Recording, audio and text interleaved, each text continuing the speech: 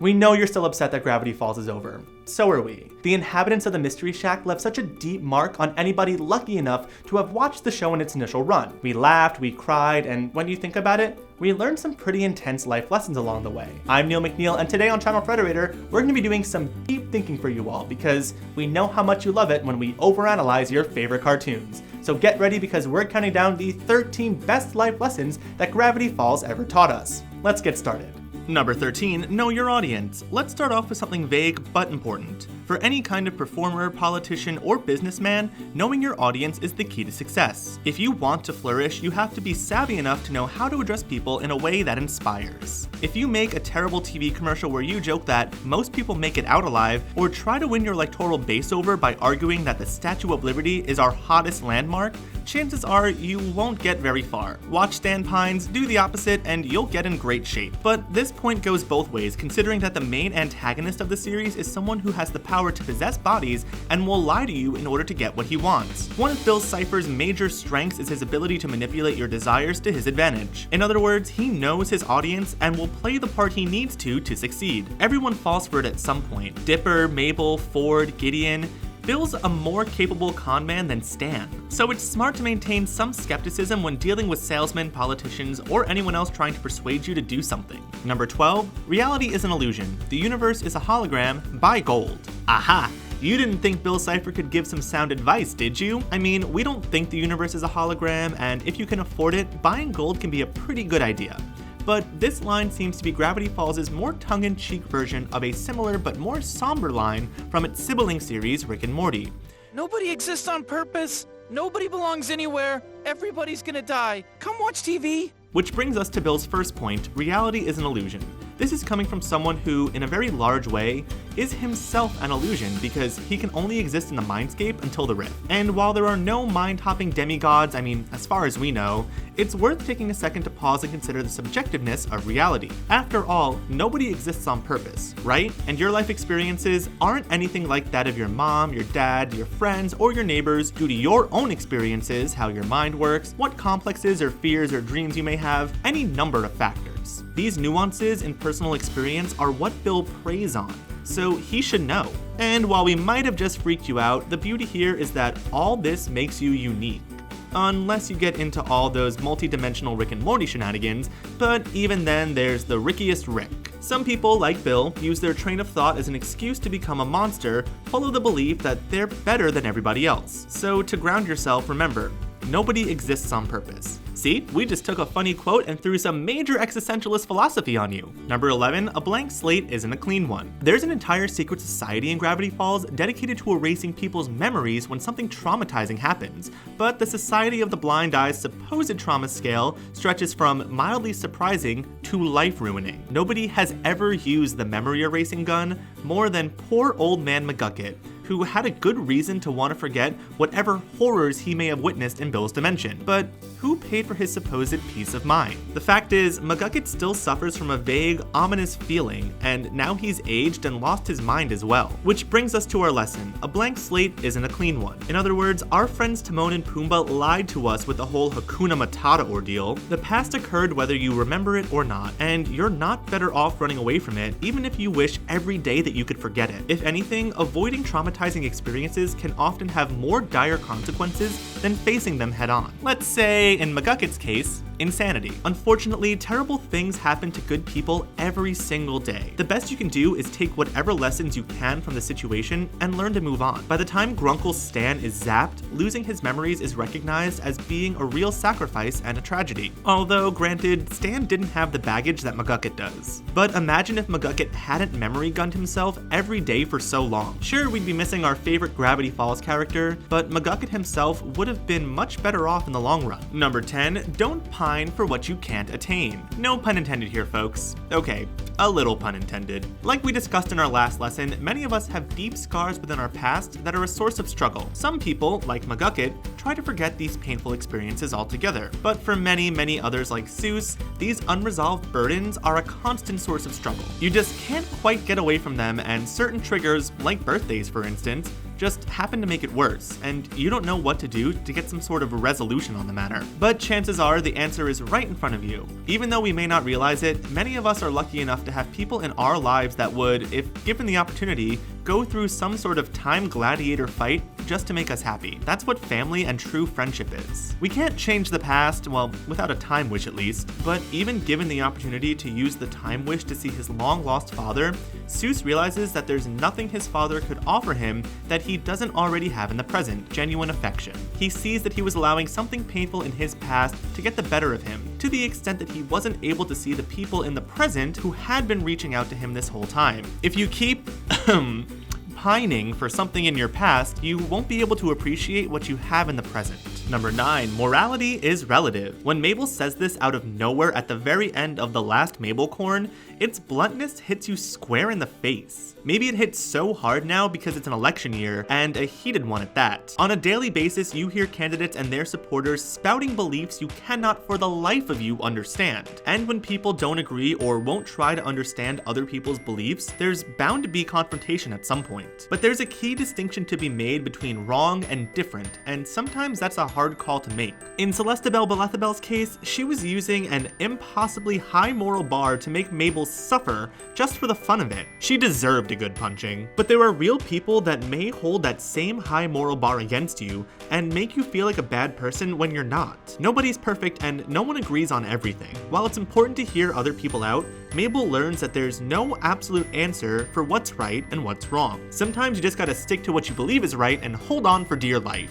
Number 8, be wary of tunnel vision.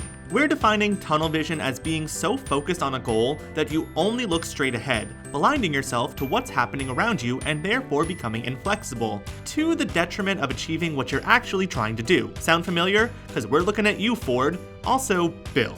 It's something they have in common. Ford's main problem is that whatever he's working on, be it building the portal or sealing the rift, that's all he thinks about. Sure, he cherishes his relationship with Dipper, but Dipper also serves some utilitarian value. It's great to be focused on a goal, especially when it comes to the security of the entire universe. The problem arises when you fail to take into account the people around you because, in the end, they have just as much to say in what you're trying to do as you do. When Ford is working on something, he shuts himself off from everyone and thinks in terms of his project. So when Ford asked Stan to come help with the portal, it never even entered his mind that Stan might be a little angry with him, which of course leads Ford to being sent to another dimension for 30 years. Dipper comes close to making the same mistake. He almost allows Ford to talk him into ditching California and becoming his apprentice. It would be an amazing opportunity for him, but Dipper fails to take Mabel into consideration, which also very much comes back to haunt him. That's adult life, kids. You're not in charge. Because Ford and Dipper aren't taking into account how nothing ever goes as planned.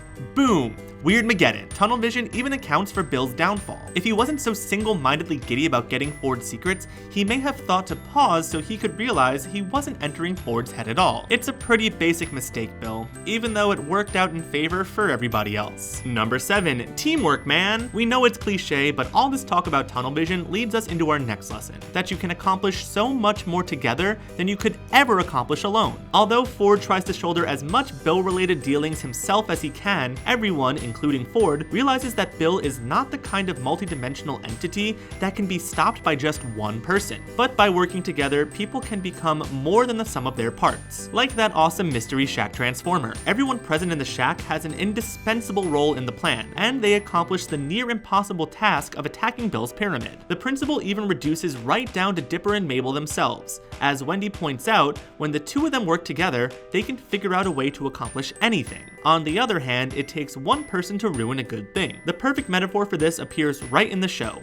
When everyone creates the almighty Zodiac to stop Bill, it takes Grunkle, Stan, and Ford in turn to keep the circle from being complete. Then everything falls apart and people are turned into terrifying but admittedly epic banners. I mean, I would totally buy replicas of all of those even though they're beacons for human suffering. But again, how is Will beat? By Stan and Ford reconciling their differences and, oh yeah, teaming up.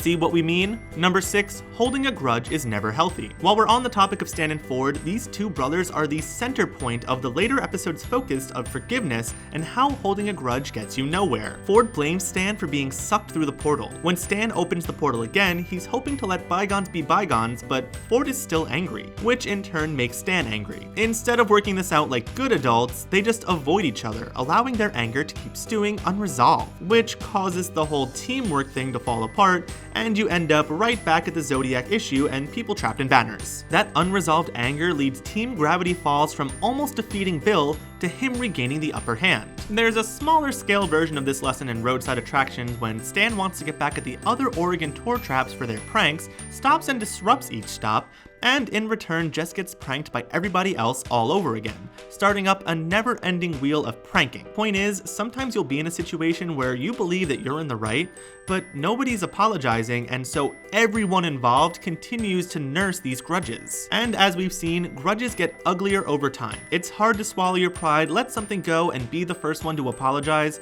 but you certainly won't regret that as much as the disruptive consequences of your unending grudge. Number 5, manliness is overrated. We learned multiple times in Gravity Falls that the more machismo way to do things, like fighting and general feats of strength, aren't the best way to get anything accomplished at all. Specifically, Dipper is so ashamed that he can't pass some lame manliness test and doesn't have any chest hair that he almost kills an innocent creature to complete his man's formation. The epitome of manliness here are the Manitors, who start fights at the slightest excuse, are proud, and build things just to tear them down.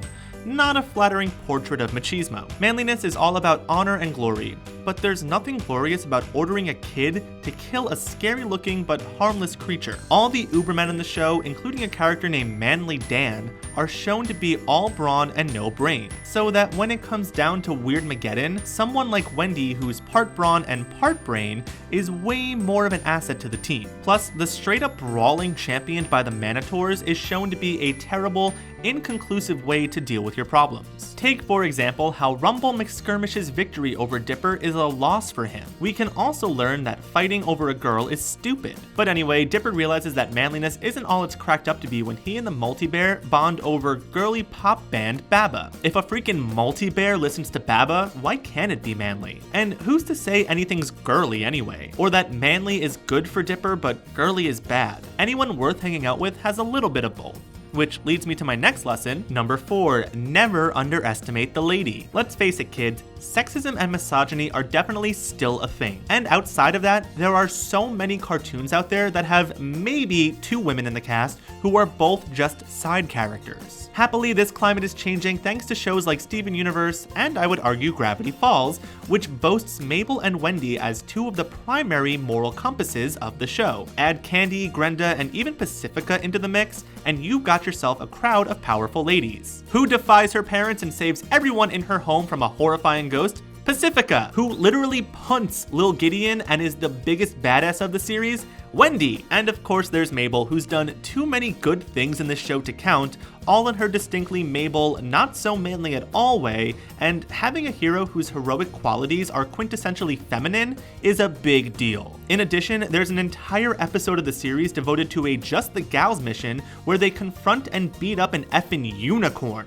the greatest of feminine stereotypes. And the Mystery Shack is saved from Weirdmageddon because of it. These ladies accomplish so much just by using the skills, imagination, and moral compass that they already have at their fingertips. Do the other characters expect these ladies to succeed as much as they do? No, not really. It's always kind of a surprise to the onlookers. So that's the lesson, never underestimate the lady. Number 3, never be ashamed of who you are. At some point, you'll come across someone who seems so darn confident that you'll begin to doubt yourself, or someone who will use one of your traits as fodder to embarrass you. But you'll slowly begin to learn that when somebody makes fun of you, it's either in good, loving jest or due to some kind of insecurity on their own part, however absurd that might seem. Pacifica has a real need to feel superior to other people, and all the better if she has an audience to amplify her spotlight. That's why she loves taking down Mabel. Point is, it's not your problem, it's theirs. When you start being too concerned about how other people see you, it's easy to freak out and think that you're somehow not good enough in some way. But no matter how deep the jabs may be,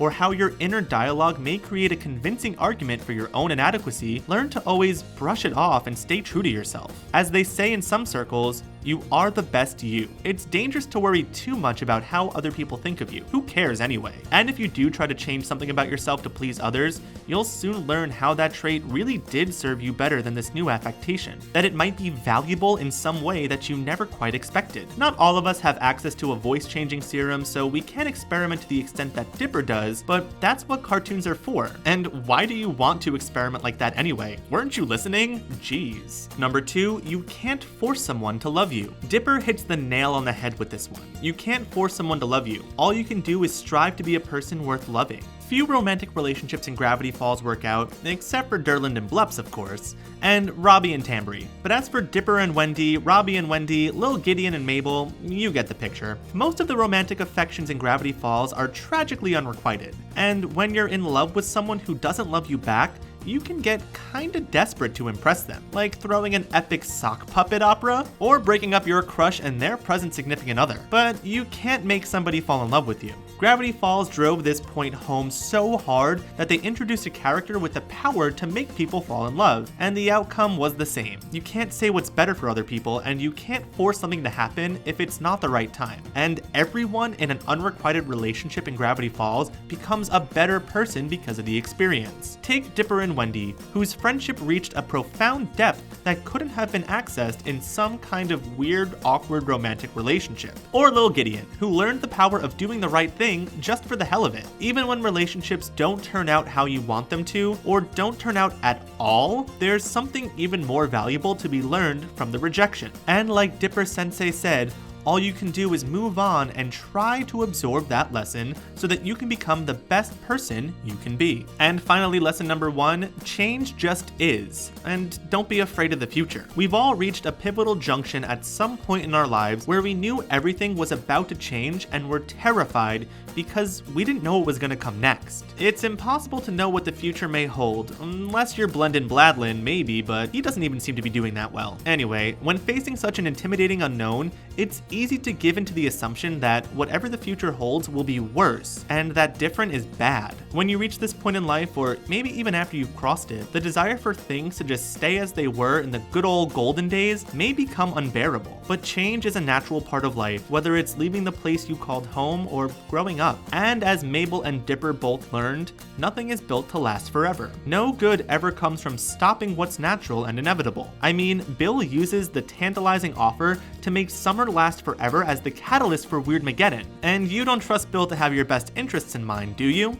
Besides the advice we discussed earlier. But to sum up, change isn't a bad thing or a good thing, it just is. No matter how hard you fight, change will happen, and if you embrace it, you can have a large say in how your future will turn out better for you. The lesson bears repeating because it's hard. This kind of junction will happen multiple times in your life, and part of you may want to just kick and scream the entire time. So again, change just is. Dipper and Mabel learned it, and that counts for something. And there you have it, the 13 best life lessons that Gravity Falls has ever taught us. We covered politics, sexism, existentialism, fear of change, and a whole bunch of other issues that could definitely be filed under adulting. Not bad for a coming-of-age show, huh? Think we missed an important life lesson or have any other shows you want us to cover? Let us know in the comments down below. Also, if you like this video, be sure to check out our top 10 mysteries from Gravity Falls that are probably going to go unsolved, or the life lessons that we learned from Adventure Time. Don't forget to subscribe to this channel because remember, Frederator loves you.